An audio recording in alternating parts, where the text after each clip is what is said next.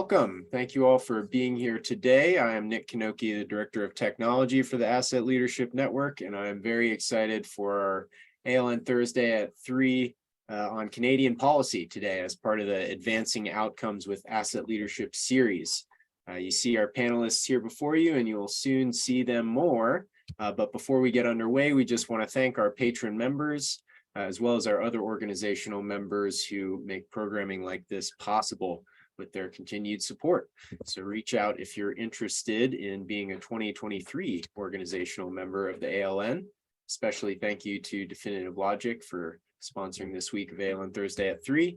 And just a brief plug for next Thursday at 3, continuing on this advancing outcomes theme, we have Portland, Oregon asset management policy discussion. So tune in at the same time next week for that.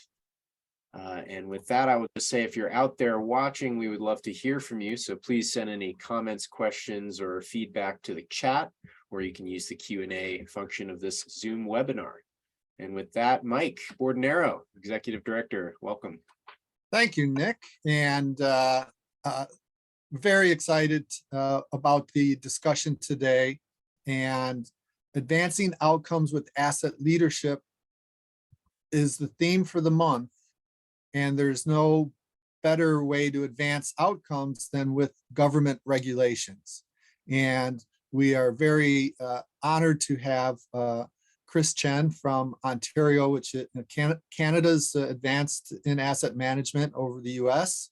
And Ontario is a leading province in that. And then we also have Dharmen Dhaliah, who was with Toronto and asset management. Now he's with Halton Hills. Instead of being focused on one thing, he is climate change and asset management director there.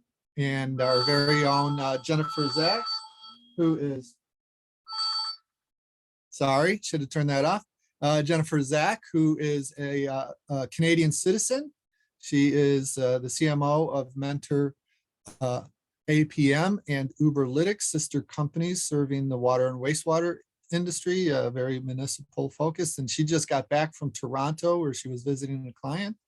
And I will just say, I've been able to talk with these people. This is exciting, and I'll just let Chris get things started and we'll roll from there. Hi, everyone. I'm Chris Chen.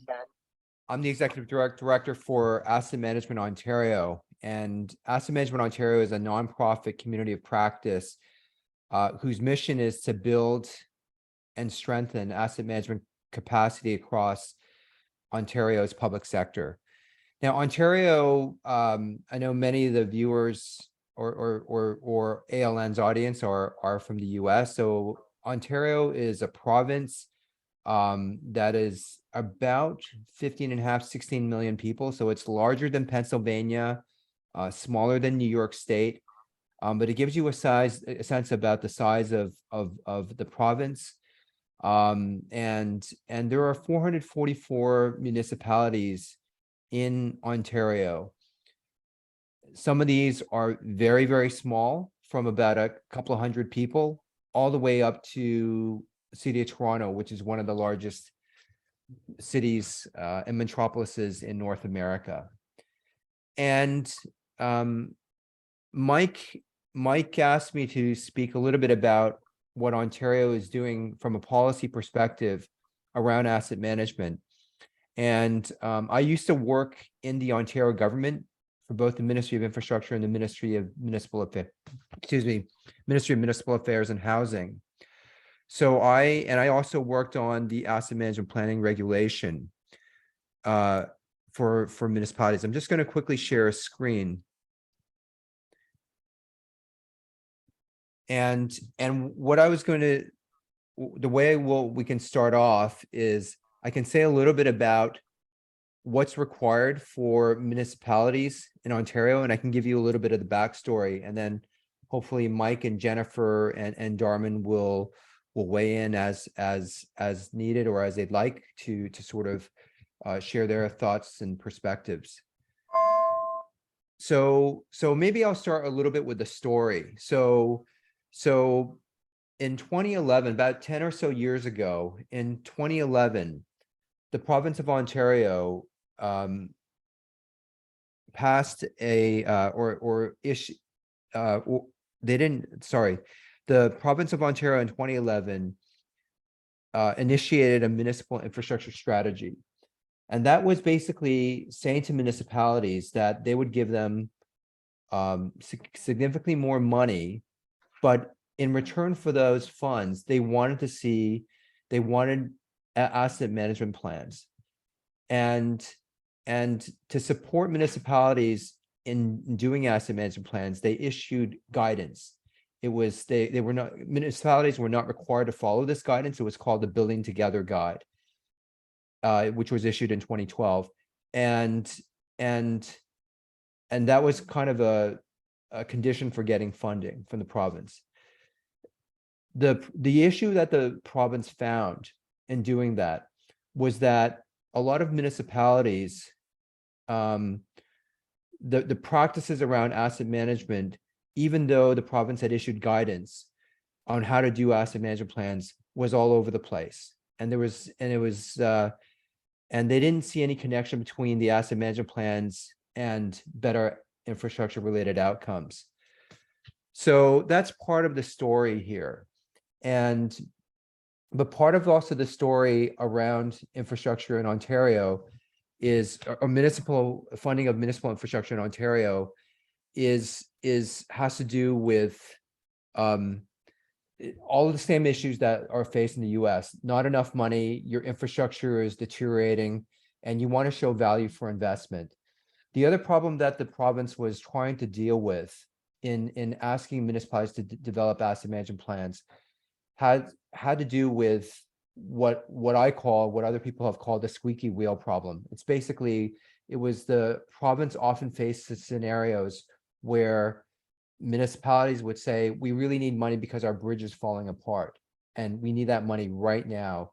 And when you're at a place where you're sort of funding emergency repairs, it's extremely expensive, it's non-optimal from a life cycle management perspective, and it prevents you from doing and funding other things, other priorities. So there was actually one case that I worked on when I was at the Ministry of Municipal Affairs and Housing, where there was such a case like that. Roads were falling apart. There was a problem with a bridge, and the municipality came to the province, and when the province went to inspect or evaluate or assess the situation, it was the municipality was building a new administration building, or had just recently built a new administration building, and yet all of its existing core infrastructure was falling apart. So that was a real wake-up call in terms of how should the province respond better to the way it structures its funding. So the funding is kind of like the carrot, and this may not be the best analogy, but the funding is like the carrot, and rather than calling the regulation a stick, let's just say it's a requirement. And so so after the experience of having a voluntary kind of guidance and finding that municipalities were not really fully in compliance with that, about 5 or 6 years later, the province passed in 2017 a regulation requiring municipalities to submit asset management, to have asset management policies and to have asset management plans that are updated at least every 5 years on 5-year cycles. So the first cycle started in 2019, where all municipalities were required to have a strategic asset management policy. And it laid out the principles that you'd expect for good asset management around life cycle management of your assets, levels of service, risk management, a long-term financing strategy, consideration of the environment, all of those kinds of things. The deadline that just passed earlier this year was for municipalities to have approved asset management plans for their core, what's called their core infrastructure, their roads, their bridges, their water and wastewater systems, and so forth. By 2024, that has to extend to all facilities. So think libraries, recreation centers, parks, all of those kinds of things that are in addition to your core infrastructure. And by 2025, it has to be all of that, plus articulating your proposed levels of service, which actually could be lower than your current levels of service, and also having a long-range financing strategy to show that you can pay for the levels of service that the municipality has committed to. So the benefit for Ontario is that it has aligned asset management as an institutional practice associated with infrastructure funding at the provincial level and also at the federal level. So that's kind of an overview. And with that, I'll turn that over. I can say more about any of this, but I'll turn this over to Jennifer and Mike. So Chris, this is fascinating. And I've been writing down a whole list of questions to ask, both as someone familiar with the Canadian market and then how we might learn and apply that down here in the United States. My first question is, how has this been received? What's the level of compliance, if you will, adoption? Yeah, that's an excellent question. So how was it received? I'll answer this in two ways. The before it was passed and then after it was passed, and maybe Dharmen's got some thoughts on that as well, because he's actively involved at Halton Hills. So before it was passed, there was a lot of resistance. The Association of Municipalities of Ontario, which represents all municipalities, and other major associations, and the municipalities themselves said, we don't want this regulation. No one really, frankly, wants to be regulated. It raises costs, there are requirements to meet, and so forth.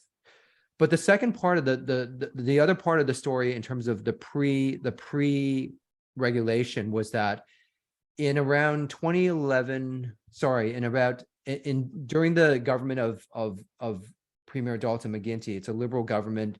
I think it was around 2010, 2011.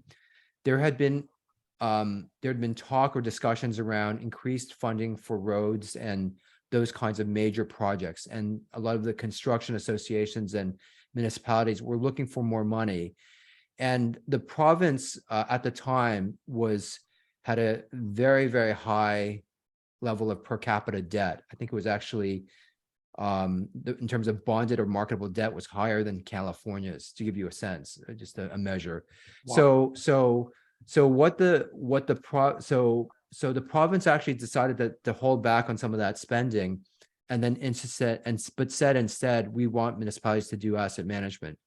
And so it was seen as kind of a, you're not giving us money for infrastructure and you're asking us to do this kind of thing.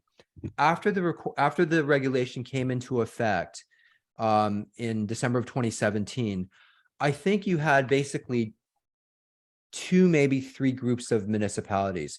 You had the municipalities that looked at the regulation and looked at the spirit of what it was trying to achieve and said, let's embrace this. Let's really drive this in terms of making better decisions across the organization and driving our long-term sustainability. And then you had municipalities that were sort of like, here's another requirement by the province, and let's just comply with it. There have been unintended consequences from both of those scenarios, but that's kind of a high-level answer. Right. It's a very human answer. And if we were to do something like that in the US, I think we would have the same response. Yeah. So Dharmen, I'm really interested in your point of view. Yeah, if I may add to that, thank you. From a practitioner perspective, like Mike mentioned, I used to work for the City of Toronto, and I left City of Toronto in 2017 to move to Halton Hills. And that's when the legislations was being in the making, right? So I have to say, as a practitioner, the big difference is that it moved a couple of things. One is that it moved from a financial exercise, which had been going on for years, into more of an operational focus. And it was a little bit of a daunting task when we look at it at first glance, because now it's more of not only preparing the asset management plan or the numbers, but also now how do you get the outcomes, right? Which we will touch on that later on. So that was from an organizational perspective. But from an asset management practitioner, I have to say, after a little bit of a digesting it, it's like a blessing in disguise, because it put a little bit of more spotlight on the asset management practices, and readily, right off the bat, as soon as the legislation came, we could see that it is one of the top priorities that we need to do it now, whether it's for the I won't say wrong reason, but for the reason of being in compliance with the legislation. But at the same time, you get the opportunity to voice out your concerns and being able to make your points, right, on how do you want to advance asset management in your municipality or your organization. So in both ways, it has been for certain actors in an organization, it's received with okay, how are we going to do that? Oh, it's a big change for us. Because we have to, let's face it, asset management has been practiced. People have been doing it, and it's nothing new that's coming, but it's more of a, how do we, structure it better to make sure it's better aligned, right? So that was kind of, the big change. Were there any intended outcomes, Chris, that the regulation had? Yeah, I think the intended outcome was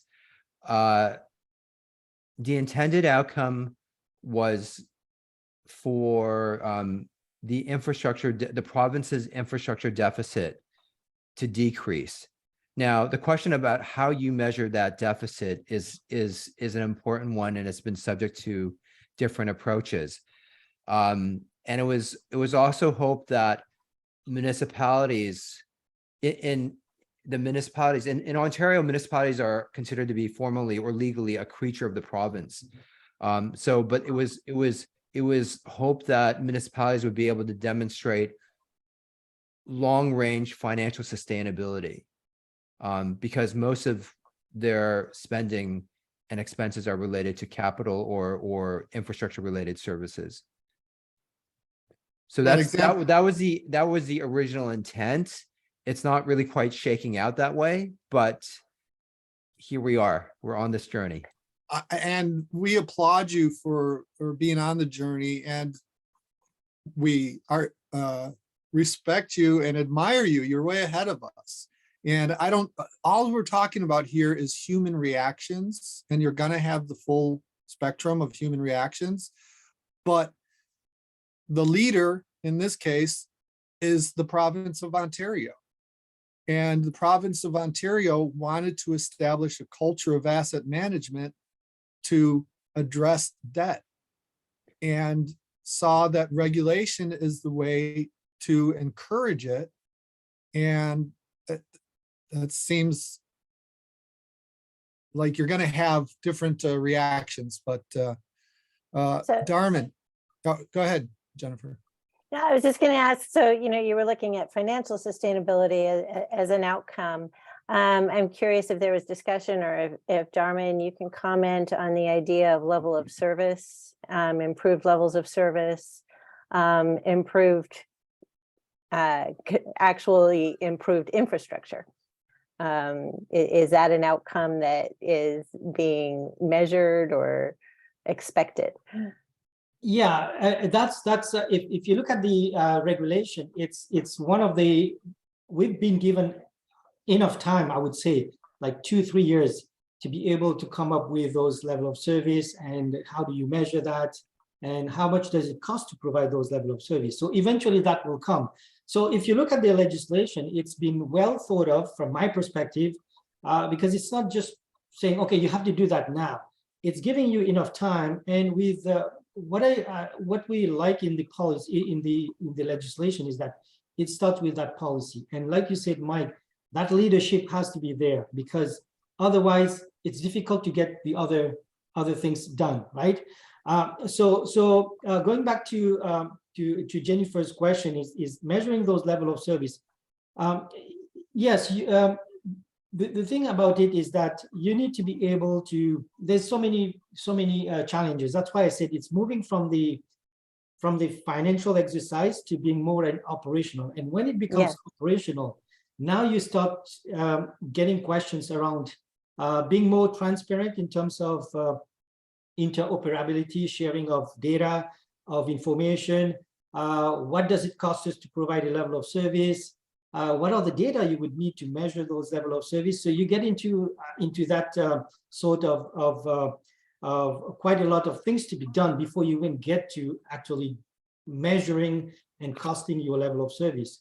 So it is part of the process, and to get there, once you start bringing it into operations, then you start seeing there's so many things that not we haven't been doing, but hasn't been structured into good information. Like I said, we've been doing it for many years, managing our infrastructure and assets, but it's just that bringing all those into a certain framework before we even get to, yes, the ultimate outcome should be and would be measuring level of service and the cost. But before we get to that, there's a few pieces that needs to be in place to be able to say, because I remember one time when I was a couple of years into the job, I was asking the treasurer, okay, we need to set a target of level of service. And the first question that she told me was, would we be able to afford it? So, and we don't have the answer because all these data and information need to be in place so that we are able to do the costing, understanding what are the expectations, what we can afford as a municipality, as an organization, and then come up with a target. Okay, we're going to do this. And otherwise it's going to be just chaos, right? Right. I worked on the regulation and drafting it back in 2015 and 2016. And I think one of the things that I want to pick up a couple of points that both Mike made and Jennifer that you made. And Mike asked about culture and culture change. And what's interesting for me, having worked on the regulation was the things that were anticipated and the things that were non-anticipated. And one of the things that I don't think was fully appreciated enough was the level or degree of culture change across all of these complex organizations. And Jennifer, you had asked at the beginning of this session about some of the resistance or the reaction and when the regulation came out, and Dharmen has alluded to this, but it used to be much more that it was the treasurers, the finance people who did all the financial reporting, and that included reporting on your capital assets under the Public Sector Accounting Board.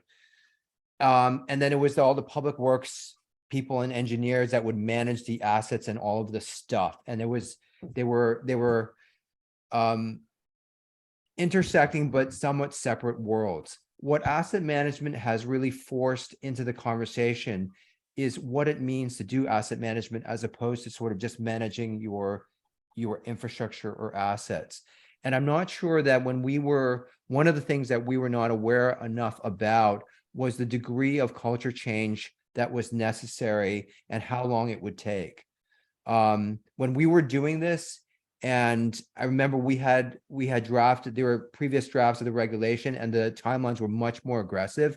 And when we made revisions, having longer timelines, we thought, you know what, this is going to be no problem for all municipalities to kind of follow this, get up to speed on this. And that hasn't been the case. And I think where the province is now is that it's using this whole first cycle of reporting through 2025 to really just see where municipalities are at, how they're collecting information, how they're costing, they're providing their current levels of service for all of their different services, whether from libraries to gyms to water and roads and all of that. So those are some of the things that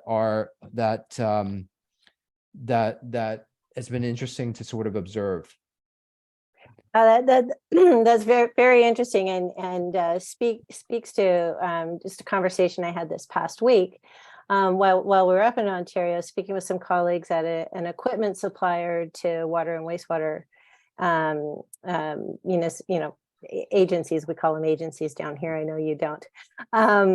But they've had an extremely frustrating experience in dealing with these utilities, and some of them regional, some of them prisons, where they have failing infrastructure, failing equipment.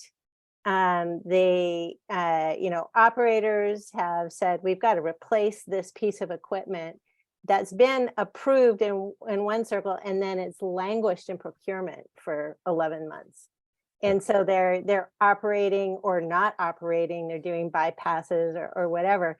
And there's this disconnect, and their assessment, the supplier's assessment, is that it's a little bit of a COVID inertia still hanging on, but they also are seeing, it seems like no one wants to take responsibility for signing off on the funding, at that level.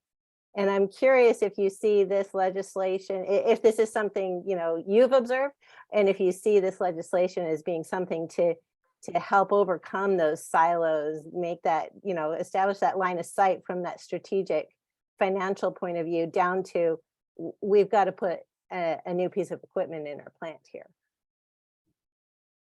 Yeah, if I can I jump in here. Yeah, actually, if we talk about outcomes, the policy itself, if you've done the job well developing your strategic asset management policy, endorsed by the organization, the agencies, or council, it will actually describe the guiding principles of how you're going to do asset management within your organization. So that will help you identifying who does what, the roles and responsibilities, how decisions are made, and how integrated it will be across the whole organization. So that should be clearly defined in your policy. And what is that governance structure in place in your organization to make those decisions, right? Whether it's financing, whether replacement, taking the whole life cycle approach. So those type of guiding principles has to be there.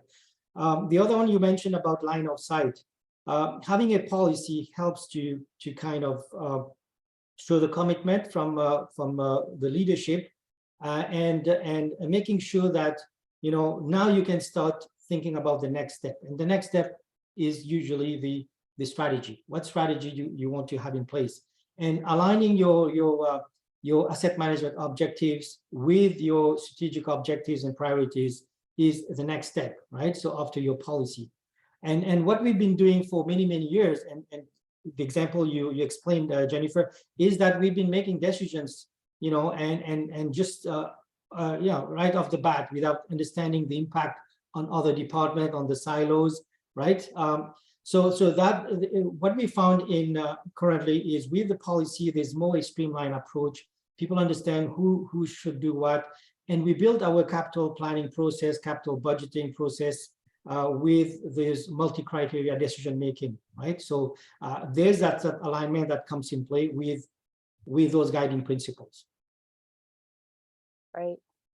Chris, did you have anything you wanted to add on that? Yeah, there's so many different angles you can take on some of this. I think Dharmen provided a really good answer. I was actually kind of just looking at some of the questions also in the chat. Yes. And I thought that there was a nice one about how the general public responds to the policy and efforts. And I think Dharmen used the term line of sight, which I think is really relevant here. When we were working on the policy, I don't think we were thinking about it explicitly in terms of impact, as the impact on we didn't think about it in terms of the public's reception, although obviously these things impact the public and the taxpayers. But I think that what we're seeing with asset management in Ontario and in Canada is that it's a very powerful institutional framework to address a lot of other issues that are more directly immediate, if you will, to the public. Those can include issues around climate change, community resilience, or issues around inclusion, about who has access to services and so forth. And asset management is powerful as a discipline because it's probably the only discipline within municipalities that takes a comprehensive look at all of your services and the assets used to provide those services.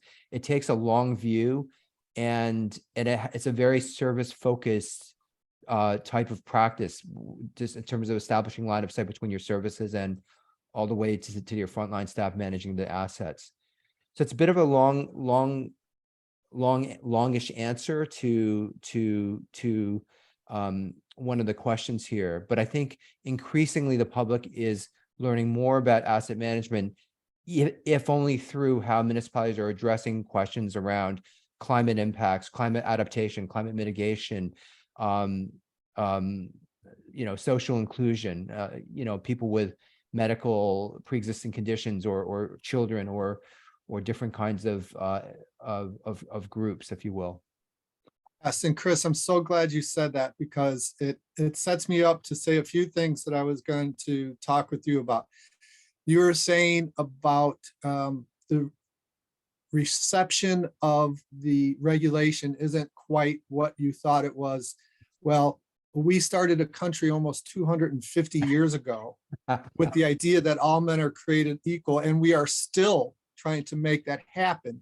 And our group actually believes that asset management can address some of the inequities that have not been addressed throughout the history of our country. And we applaud you for showing how regulation of asset management is a path to that.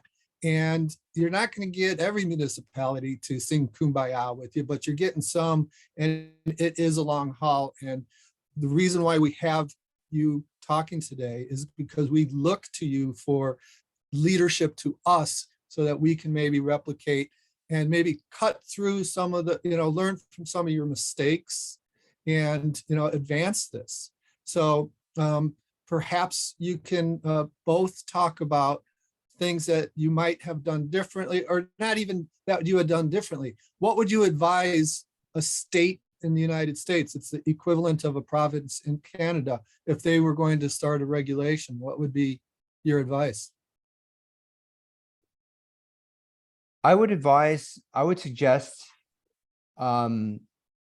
looking at two models, looking at jurisdictions that have regulation like Ontario, and Ontario would be probably one of the leading models in North America, and look at their experiences as in terms of positive developments and also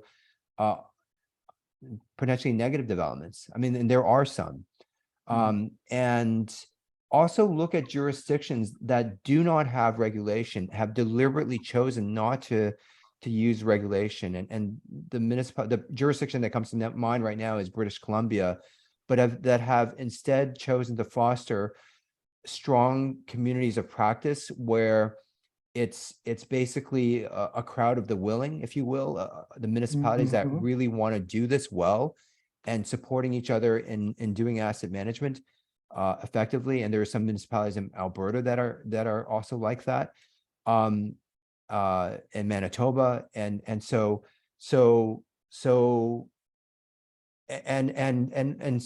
comparing those experiences. So I think every jurisdiction is unique in that way. There's many ways to lead the culture. So That's right. That's right. That's right. For that. Yes. Dharmen?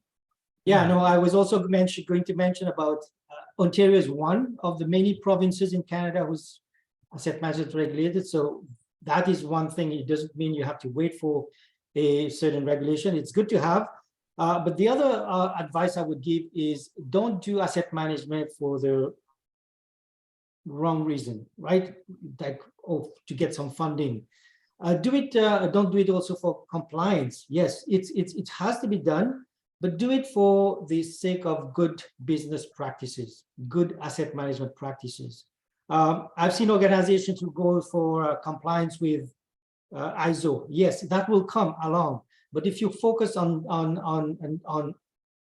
adopting good best practices in asset management, all these will lead to compliance, to certification, to good funding, right? You will be able to do more with less. The other advice is look at your value proposition as well. And it's good that you mentioned, Chris mentioned about, it's not only about providing a certain level of service for infrastructure and asset needs, but also climate change.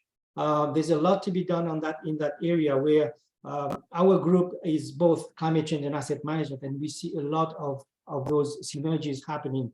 We also work together with our business and economic development area, where we see a lot of social equity, right? So look at the value proposition and try to look at the scope of what that value means for your organization, your municipality, or your agency. And of course, and then that will entail, how do you sustain that value over the long term? I mentioned sort of municipalities that really embrace the spirit of this versus the ones that just comply.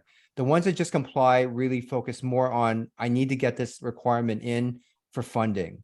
The spirit of this looks a little bit different. Dharmen and what they're doing at Halton Hills is a great example of this. But I'll try to illustrate with an example. So the Government of Canada came out recently with a national climate adaptation strategy. And what's interesting about this adaptation strategy is that it could have just looked at, let's say, for example, on an infrastructure fund, just resilience of your infrastructure in a fairly narrow way. What they're trying to do is link it in with questions around economic development, with issues around indigenous rights and around social inclusion and equity. And so if you're a municipality and you're going to be, and you've got a climate change program, it makes a lot of sense to be looking at what the federal direction is and trying to align it within the powerful institutional framework of asset management, where a lot of the steps for climate change adaptation or mitigation are very complementary to what you'd be doing in asset management.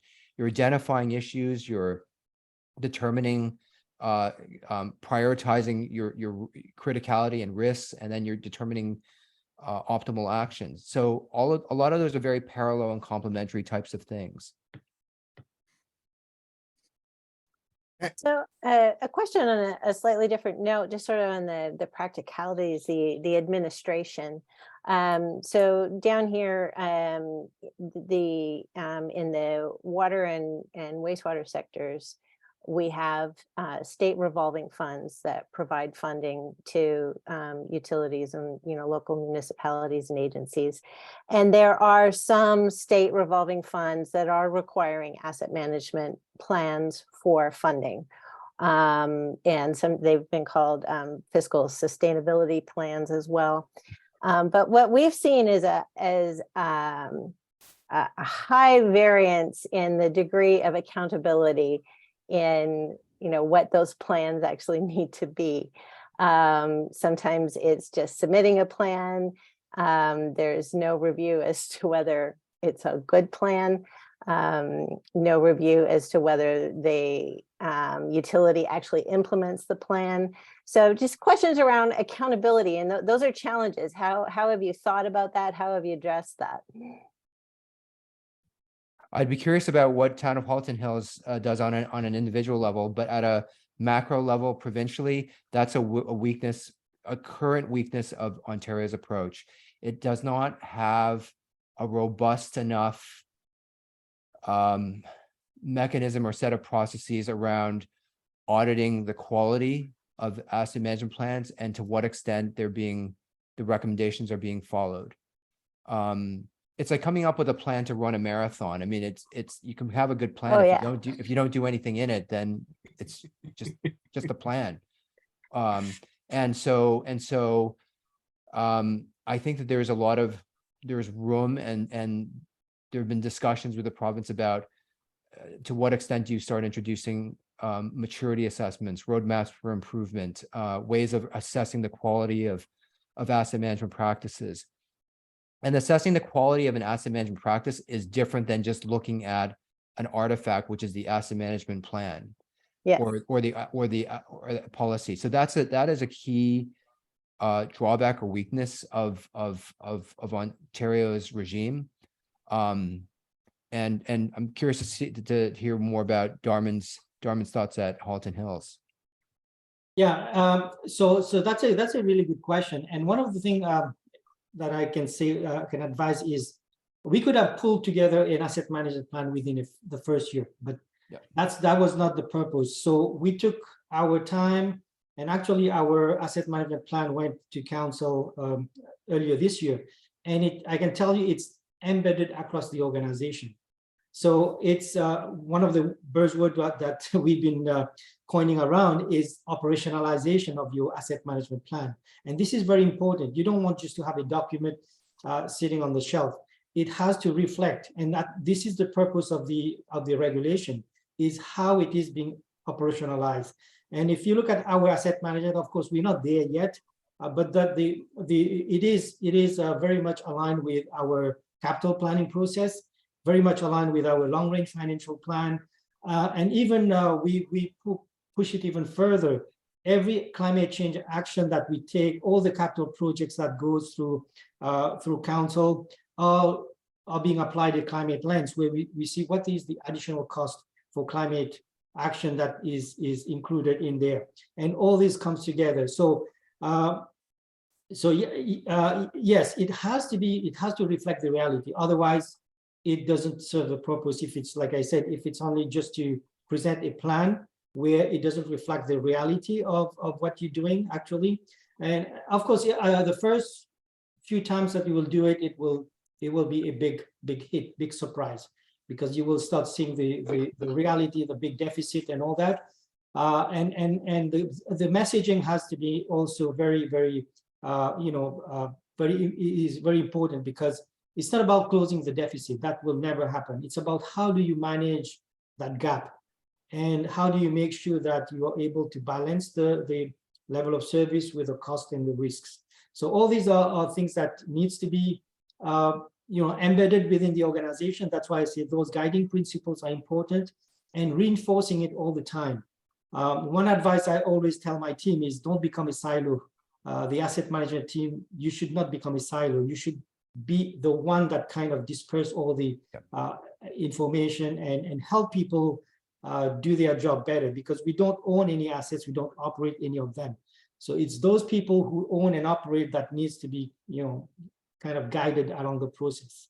So, Dharmen, can you provide an example of a potential trade-off that you might have made because of your understanding, because you put the system in place, you were able to say because of this, that, and have people buy into it? Is there an example like that?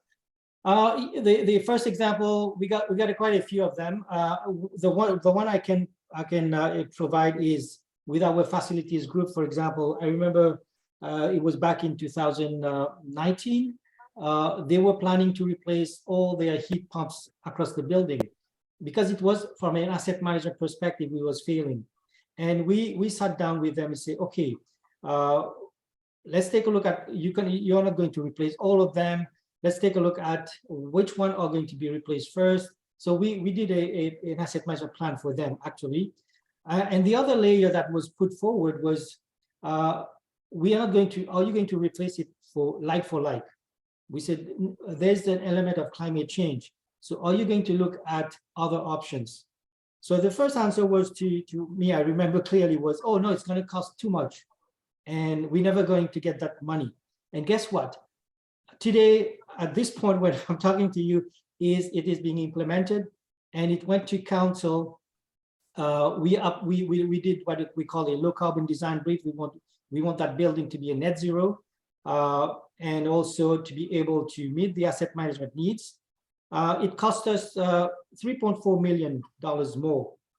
And we went to council, providing it from an asset management perspective. We need to replace those equipment. And at the same time, we're not going to replace them like for like. We're going to replace them with low carbon technologies, which will cost us more. It was approved, and currently we are implementing that.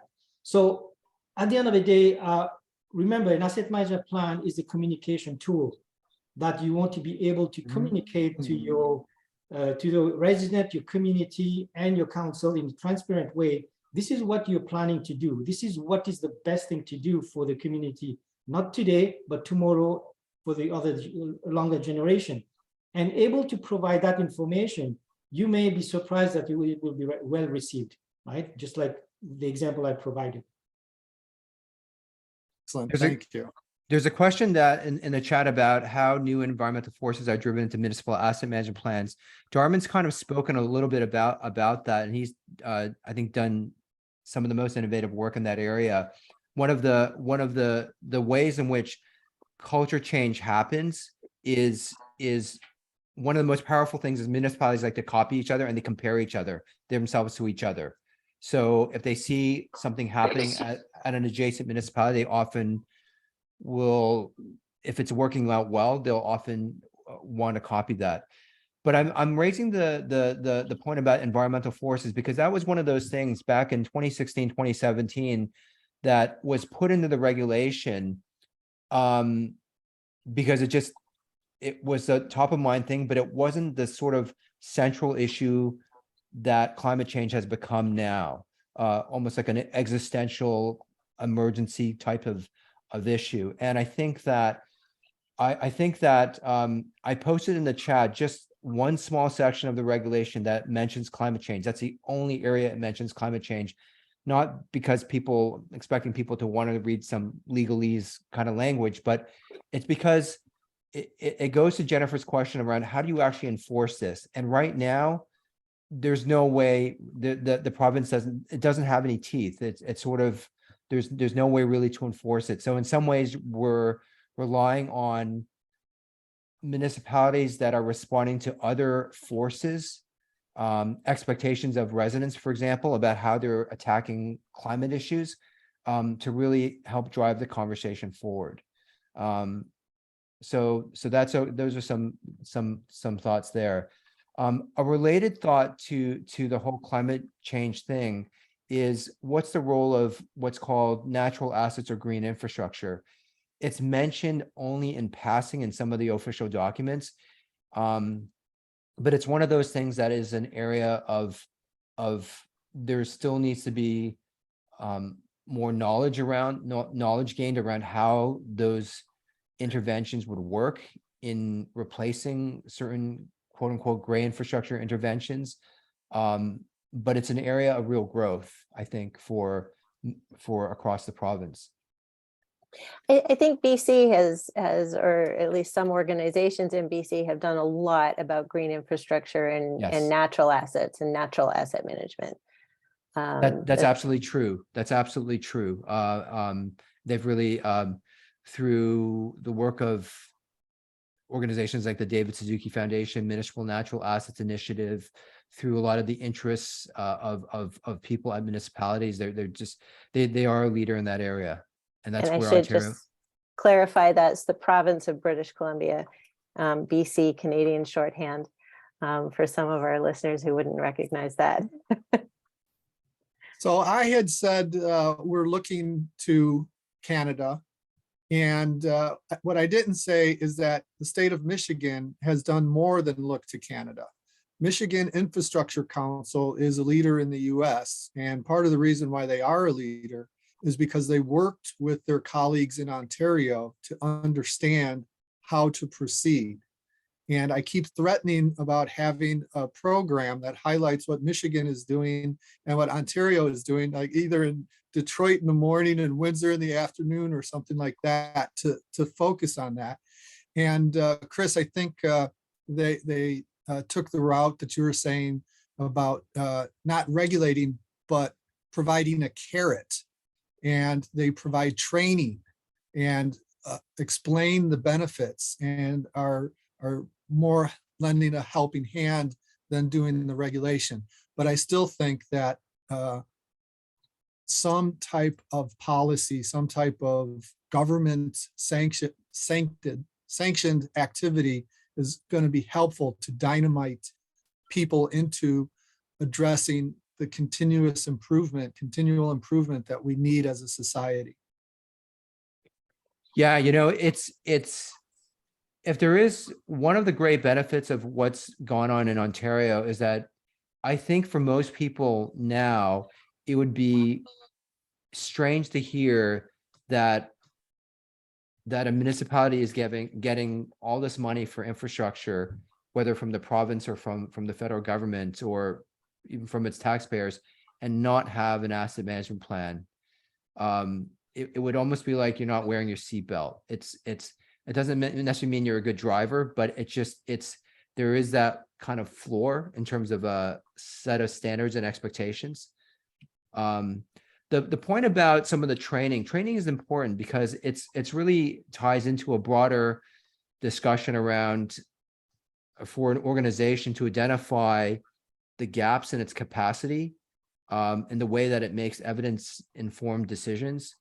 So it's not just about asset management, but the asset management and the training around asset management plays a very important role with that. And I know that people like Ian Cranston are done a lot of really good work in that area. Yes, thank you for giving a shout out to IC Infrastructure, ALN organizational member, which leads me to a question that I wanted to ask. What can an association like the ALN and our members who are consulting to municipalities do to help establish the culture, whether it's through a policy or advocating for training? What do you think can be done by our member organizations, consultants, to help municipalities get in the right mindset?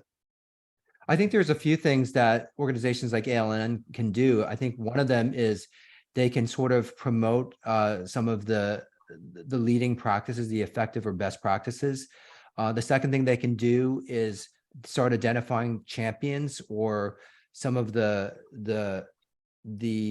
organizations or municipalities or states that are at the front of at the pointy end of all the groupings to sort of help drive this forward and be influencers, if you will. And the third thing that organizations like ALN can do are really to highlight some of those practices and champions or leading lights and incorporate them into policy or program related arguments for state level governments, for the federal government. And I think, as per a question, helping communicate it to just taxpayers in general. Mm-hmm. It's something that I don't think we've done enough of here. Dharmen, what do you look for from your consultants to help you with? Do you need to bring in these experts to convince your politicians and administration? Yeah. So what I would suggest is a couple of things. One is that looking at understanding your context. Are you being reactive? Because at the end of the day, asset management planning is all about being proactive. Whether we apply and let's face it, what we've been doing is, yes, we are planning for our infrastructure, but then suddenly you have an ice storm or you have a heavy flooding, and then you react to those. So what we're trying to do is being more proactive, applying that to your asset management planning process so that your assets are more resilient to those type of weather events. So being proactive is the goal here of asset management planning. So one of the other thing I would say is looking at doing an assessment of where you are. I think you can ask all the agencies or municipalities to do a very basic assessment of. There's a lot of assessment out there to understand what are those areas where you think we are lacking in terms of practices or a little bit behind. So having that understanding of where you are on that maturity scale will kind of, because you cannot tackle everything at the same time, right? So that can pinpoint to some areas where you want to tackle, for example, on the policy or governance side of it, on the strategic planning of it, and then go from there, right? So understanding, measuring where you are now, and what are those gaps that could be, the low-hanging fruits type of. That's the exact question I was just going to ask. Where have you seen the lowest hanging fruit for the fastest winds in Halton Hills and when you were in Toronto? I think so. The buy-in from senior management is the leadership. I think it's a big win. Once you have that, the difference between City of Toronto and Halton Hills, the size Sure. of the organization. So being able to get things approved or the decisions made in City of Toronto would have been, taken years and maybe sometimes not even happen.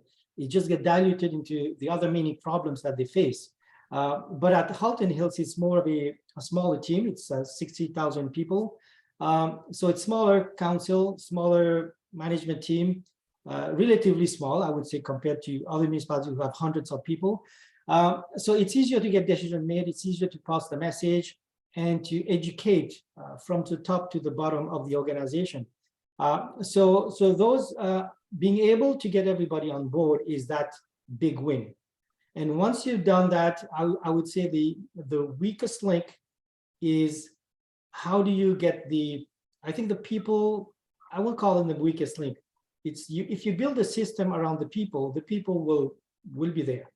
And when we talk about the system, it's about the practices, the data, where they reside, the technology, the software that you use. So what are those enablers that have to be put in place so that you're able to build a system that people will feel good about operating in that system?